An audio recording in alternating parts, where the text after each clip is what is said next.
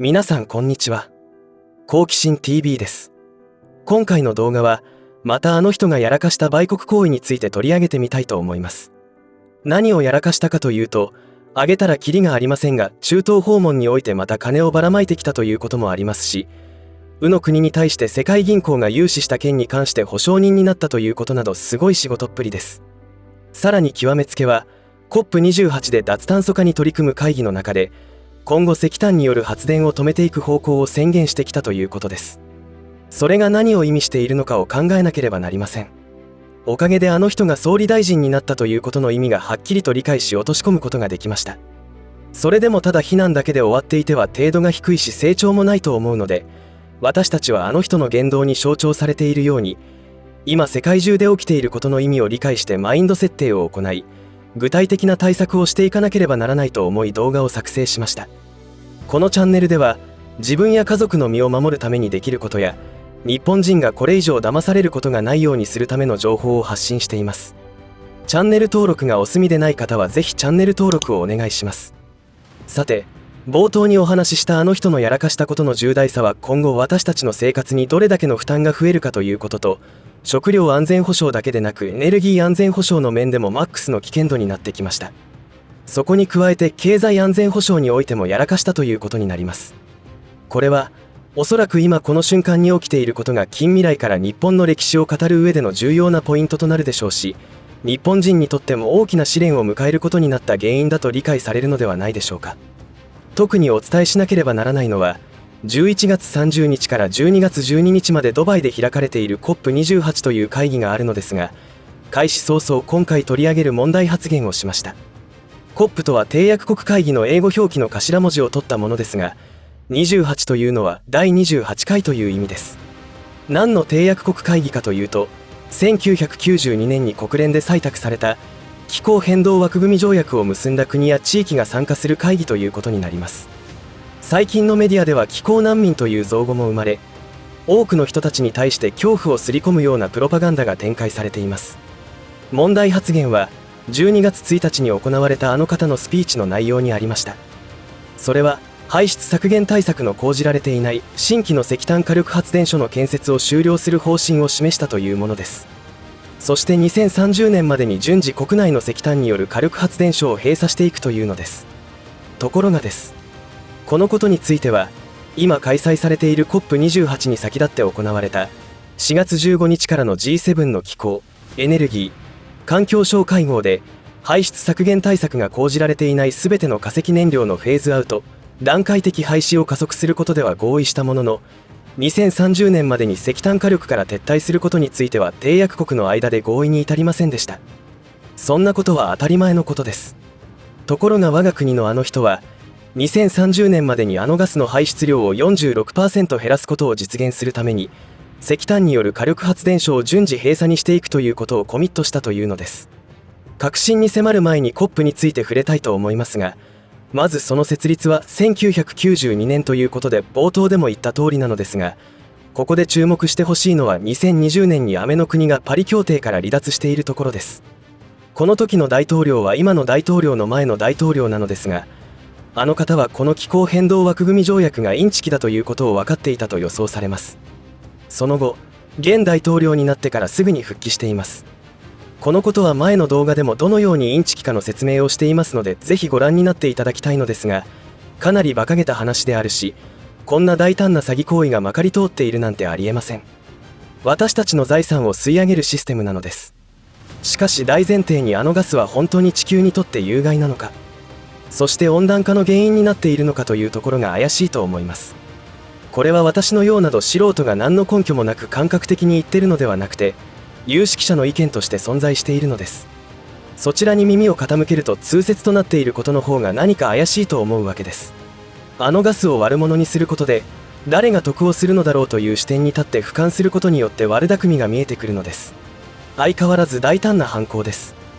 これはほんの一例に過ぎないのでしょうが、グローバリストたちというのは何か口実を見つけては自分たちの悪巧みを実現しようとしています。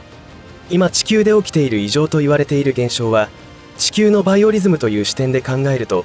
もしかしたら正常なのかもしれません。事実地球の営みというのはいろいろな科学技術の発達によって恐竜時代には大気の状態はどうであったとか、地球の気温はどのように変化してきて今後どうなっていくのかということは分かってきています。それらを知れば知るほど世の中のほとんどがデタラメな理屈で庶民は騙され、利益を搾取され続けているということが見えてきます。実はこのテーマの話もこのプラットフォームでは危険なテーマになっていますので、あまり長く話さないようにしておきますが、今は真実を言えばアウトになる傾向が強くなってきており、特に最近の傾向としては偏見などにつながる言葉が NG になっているのではなくて、庶民が真実に目覚める情報が NG になっているように思います。情報を発信する側になってみてわかるのですが、日本には発言の自由などありません。しかし他の国では同じプラットフォームでも日本ほど厳しくないようで、これはきっと個人の自由というものに敏感な国と、洗脳が成功した日本ではその扱いが違うことの結果なのかもしれません。話を戻しますと、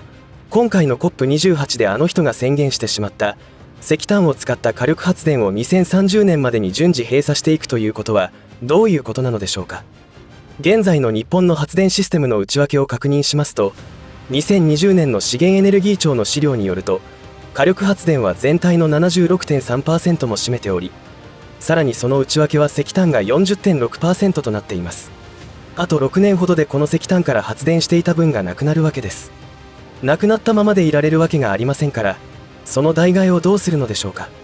おそらく天然ガスの割合を増やすのだと思いますが、その分をまたどこかの国から買わなければならないということになります。ちなみに世界で一番 LNG を使っている国は日本です。これには少々驚くのではないでしょうか。中国よりも多いということになります。ただしこの LNG というのは天然ガスを液化した分であり、その条件下で計算した場合ということです。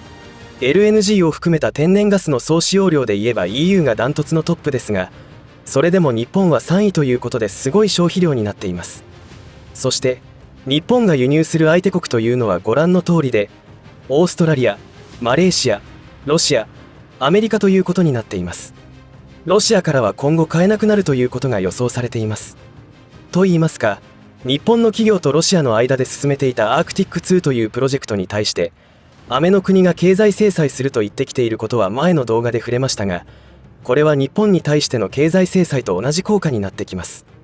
結局は石炭による発電量を賄う天然ガスをアメの国から買わなければならないということになるのではないでしょうか。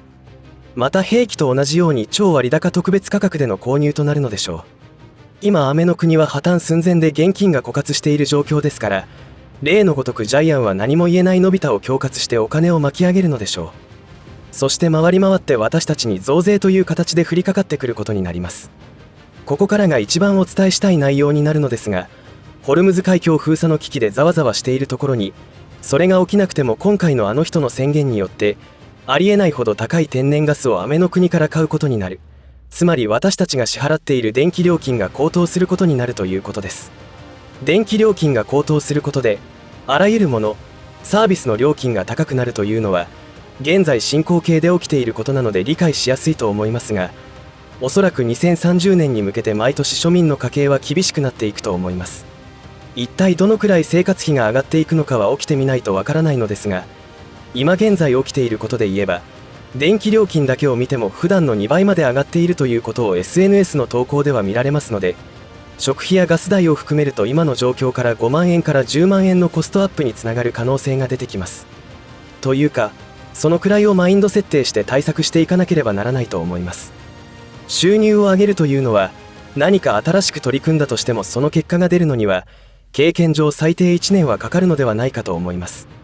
手っ取り早いのは時間給でのアルバイトを始めることだと思います。あの人は日本国民が願ってもないことばかり行っていますが、不思議でしかありません。支持率の低下も把握しているでしょうし、不満もかなり高まっていることも承知だと思いますが、やっていることは愚策ばかりです。そうやって考えると、あの人は日本をダメにする役目として今の立場になったのかもしれません。いや、きっとそうです。そうでないと数々のアンビリーバブルな言動の説明がつきません。いずれにしても私たちはそのような展開を織り込んだ対策を考えるしかないでしょう。再三言ってきていることですが、最悪な状況として日本経済の破綻、エネルギーの枯渇、大地震の発生によって仕事どころではなくなった時を想定して、私たちはとにかく食料や日用品の備蓄をしてしぶとく生き延びることを考えるしかありません。今ならまだ物が売られていますし購入できます。今の状況で貯蓄を第一優先にするというのは私の中ではありえません。スーパーに行けば欲しいものが手に入るという当たり前が根底から崩れるかもしれないという可能性が現実として浮上してきているということは誰もが未体験ゾーンだと思いますので、ぜひ想像力をフル稼働させて対策を考えていきましょう。いかがだったでしょうか。本当に世界で起きていることはデタラメだということの確信を深めることばかり起きています。今回の COP28 もそうですし、アメリカ・ニューヨークの国連本部で開かれていた核兵器禁止条約の第2回締約国会議が12月1日に閉幕したわけですが、世界で唯一の被爆国である日本が参加していないという滑稽なことも起きています。それよりも同時期に開催されていた COP28 を優先して参加していたことになります。ちなみに日本のあのガスの排出量は世界全体の中で占める割合はたったの 3% です。だからいいというわけではありませんが、それよりも桁違いに排出している国々が具体的に石炭による発電量を減らしていくということには賛同しておらず、日本だけが2030年に 46% も削減するということをコミットしているということになります。そして核兵器禁止条約の締約国会議には現実的に核を保有している国の参加がないというわけですから、国際機関はもはや機能していないということになります。こういったおかしなことをまともに考えるとめまいがしてきそうになりますが、そこは自分や家族の身を守るための足元の対策と、能力のない政治家を当選させてはいけないという中長期で対策しなければならないこともあるし、何かと忙しいことになりそうですが、こういった情報には危機感がない人たちも一定数いるので、日本経済は大きな試練を迎えることになることは避けられないのかもしれません。マイナスな情報ばかりが目につきますが、世界ではあらゆるセクターの有志たちが立ち上がって活動と情報発信を始めていますので、その認知が広がれば圧倒的多数の庶民の意識が変わることにつながり、世の中は良くなる方向に向かいます。それを信じて歯を食いしばって生き延びていきましょう。同じ価値観を持った者同士というのは、仮に顔を突き合わすことがないとしても意識というエネルギーではつながるということが分かっていますので、同じ方向を向いてたくましく生きていきましょう。最後までお付き合いありがとうございました。以上で今回の話は終わりとしますが、皆さんの応援が次の動画作成の力になりますので、いいねボタン、チャンネル登録、通知設定をオンにしていただけると嬉しいです。また、コメント欄へのご意見、ご感想の書き込みもいただけたら励みになります。最後までご視聴ありがとうございました。好奇心 TV でした。